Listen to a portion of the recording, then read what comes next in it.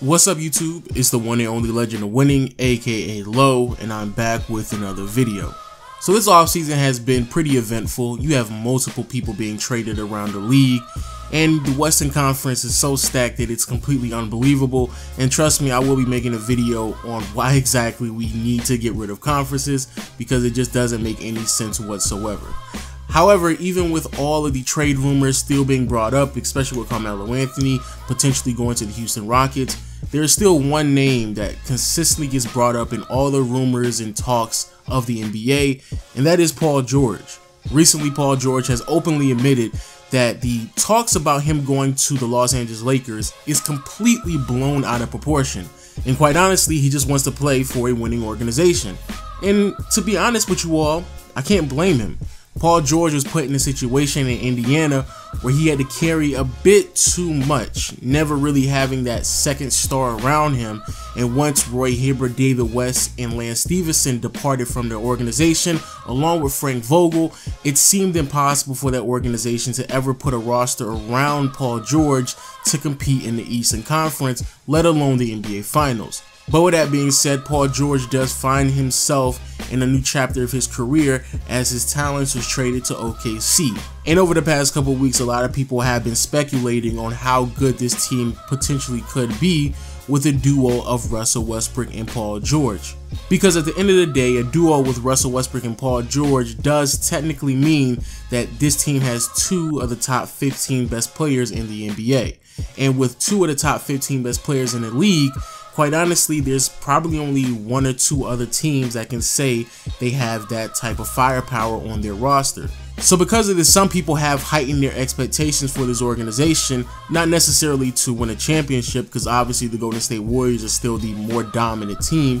However, they do expect a duo between Paul George and Russell Westbrook to work pretty well, especially because there was a lot of success that was seen with Russell Westbrook and Kevin Durant. However, when I look at this Oklahoma City Thunder team, I personally still have doubts. When it comes to Paul George and Russell Westbrook, there is obviously another level that both of them can achieve, and that could put them in better conversations when it comes to all-time great players. However, looking at both of their careers, it's extremely frustrating to see how limited they have become. Not to say that they're not great players, not to say that they can't become better. However, there are some limitations to their games that again allows me to shade doubt on what exactly they can potentially do. Which is why I'm making this video, because I personally believe that this is by far the most important season in both of their careers. Because if either one of them fails this season, or both of them do, then it will define their careers moving forward. First, I'm going to talk about Russell Westbrook. Westbrook is at a point in his career where we all know that he can get the numbers. The rebounds, the assists, the scoring numbers, the triple doubles, the game winners. We all know Russell Westbrook can achieve those things. However, for multiple reasons, when Russell Westbrook posts these numbers, it doesn't necessarily amount to any great achievements. Sure, regular season wins definitely mean something. However, in the postseason, when it's time to actually win series, or at least when OKC is put up against the wall, Russell Westbrook consistently is the demise of the organization. Even when he was on the team with the second best player in the NBA in Kevin Durant, Sixth Man of the Year winner James Harden, and Serge Ibaka. However, if you go back in Russell Westbrook's postseason catalog and look at the final game in the series that the Thunder end up losing, Russell Westbrook performs poorly in almost every single game.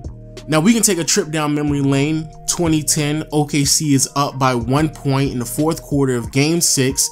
Russell Westbrook misses the last 3 of the 4 shots that OKC took, and Pau Gasol makes the last shot for the Los Angeles Lakers, putting them over the top, winning the game by literally 1 point and moving forward in the playoffs. Again, Russell Westbrook missed the last 3 of the 4 shots that OKC took in the last 2 minutes.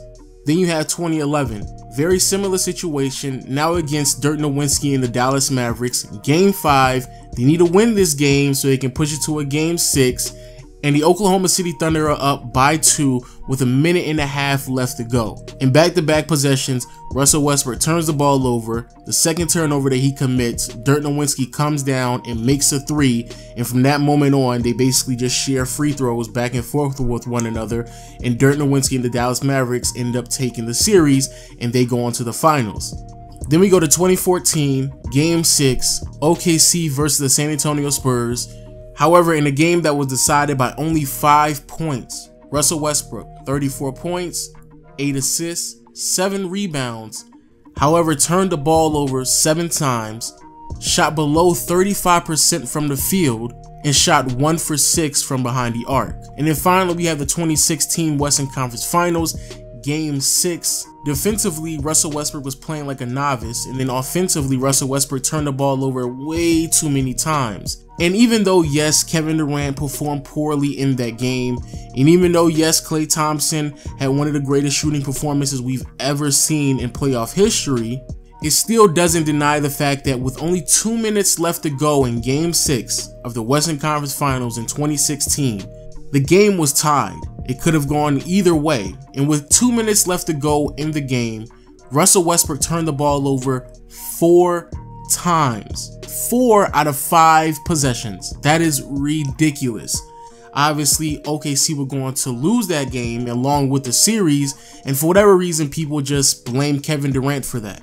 And again, I thoroughly understand, and I'm not making any excuses for Kevin Durant, because he definitely underperformed when it came to his shooting performance in that game, along with Game 5 as well.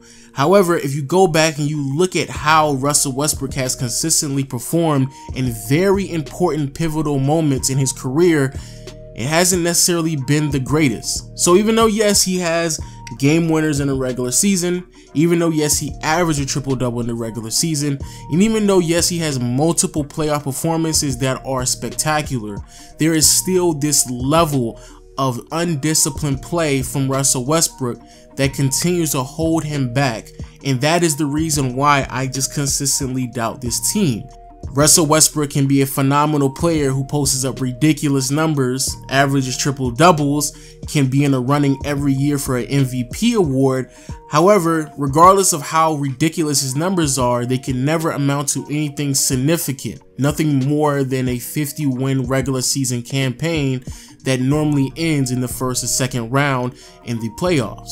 And speaking of failed attempts in the playoffs, that now shifts us to Paul George. Paul George is a player who a lot of us believe is a top 15 player in the NBA. However, maybe 5 years ago, a lot of us didn't believe that. 5 years ago, if we go down memory lane, a lot of us might have believed that Paul George was going to be the next greatest thing. Remember when Paul George bust out on the scene? He had a coming out party against the Miami Heat. The Indiana Pacers pushed the Miami Heat to a 7-game series by a stellar performance behind a young Paul George that many of us might not have been aware of. From that moment on, a lot of us, including myself, completely believed and thought that Paul George was going to be the next star.